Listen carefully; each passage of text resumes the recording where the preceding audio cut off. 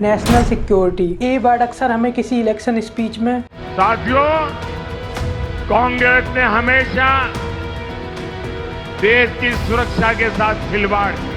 किसी पार्टी के election manifesto में या फिर 26/11 जैसे किसी बड़े टेरर अटैक के बाद ही सुनने को मिलता है। बट मैं आपसे कहूं कि इंडिया में नेशनल सिक्योरिटी एक जोक बन गया है, भरोसा नहीं होगा। मैं ऐसा क्यों कह रहा हूं, आइए जानते हैं इस वीडियो में। Large number of illegal settlers from Bangladesh have made India's northeastern states their home. They have no passport, they have no visa. तरह की तस्वीर जो है जब सामने आती है तो सवाल ये उठता है कि आखिर घुसपैठियों को लेकर कड़ी कार्रवाई कब होगी। आने वाले देश धर्मशाला नहीं, जो चाहे जिस उद्देश्य से देश जाए यहाँ आकर रह जाएगा, ऐसा नहीं होगा।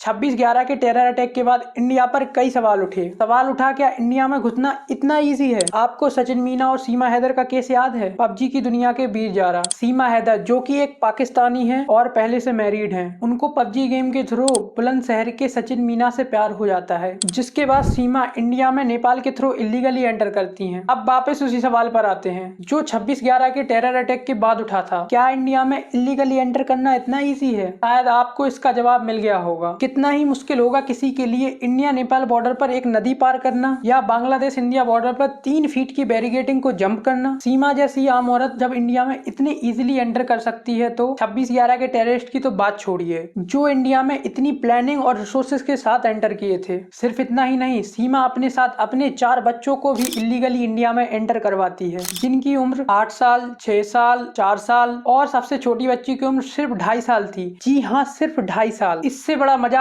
और क्या ही हो सकता है।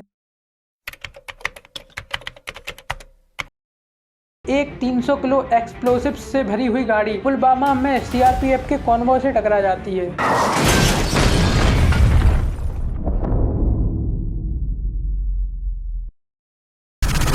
जिसमें 40 जवान शहीद हो जाते हैं। उसके बाद अगेन एक क्वेश्चन उठता है, आखिर 300 किलो एक्सप्लोसिव जिसमें 200 kilo military grade RDX India में आया कहां से? क्या इतना इजी है इंडिया में 200 किलो आरडीएक्स को लाना? दिमाग पर जोर डालिए और सीमा की सबसे छोटी बच्ची की उम्र याद कीजिए,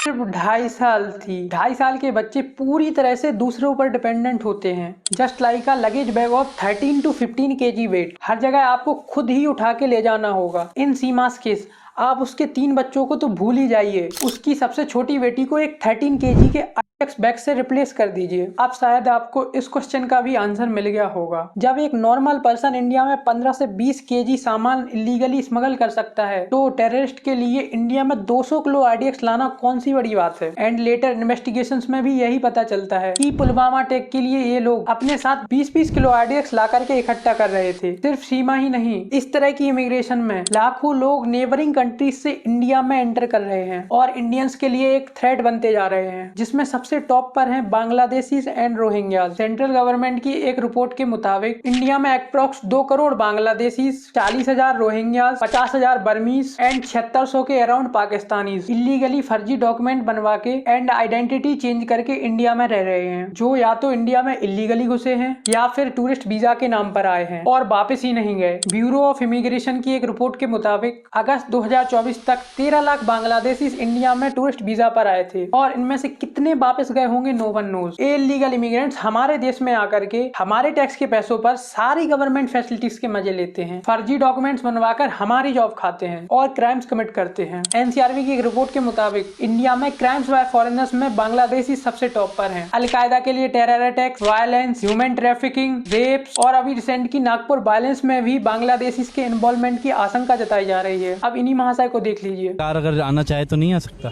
शाहीन बाग का नाम सुना आपने?